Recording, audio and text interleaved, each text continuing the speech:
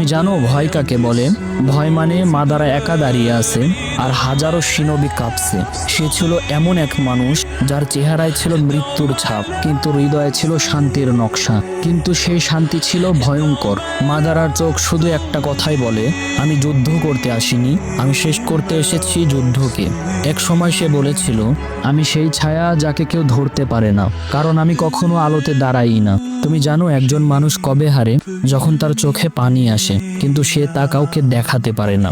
Madara হেরেছিল না শক্তিতে না, সে হেরে গিয়েছিল ভালোবাসার কাছে। মাদারা শেষ নিঃশ্বাসে স্বীকার করেছিল, তোমরাই ঠিক ছিলে। আমি শুধু চেয়েছিলাম এমন এক জগৎ তৈরি করতে যেখানে আমার ছোট ভাইগুলো মরবে না, তারা আবার হাসবে। কিন্তু আমি ভুল পথ বেছে নিয়েছিলাম। মাদারা উচিহা আমাদেরকে শিখিয়ে যায়, পৃথিবীতে সবচেয়ে বিপজ্জনক মানুষ সেই ব্যক্তি যে কাঁদে না, শুধু ভাবতে থাকে। ভিলেনদের জন্ম হয় না, তাদের তৈরি করা হয়। সবচেয়ে কঠোর চোখের পিছনেও এমন এক কষ্টদায়ক ইতিহাস থাকে যা কেউ কখনো জানেই না। সে হারেনি, সে শুধু বুঝে গিয়েছিল এই দুনিয়াকে বদলাতে হলে শান্তি না, দরকার ভালোবাসার সাহস।